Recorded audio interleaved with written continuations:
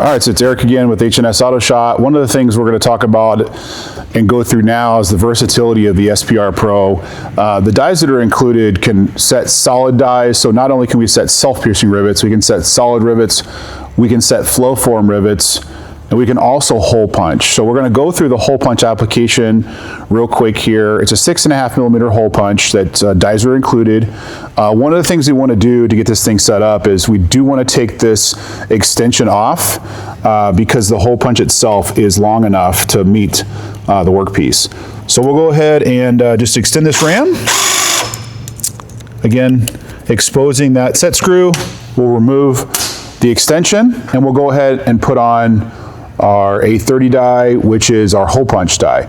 You can notice a neoprene a protective ring here. We want to leave that on the hole punch die itself, just a protector for that post so that we can maximize the longevity and of that particular die. So we'll go ahead and set this guy in and use our set screw to tighten the hole punch die. We'll retract the ram by holding the black button on the side of the tool.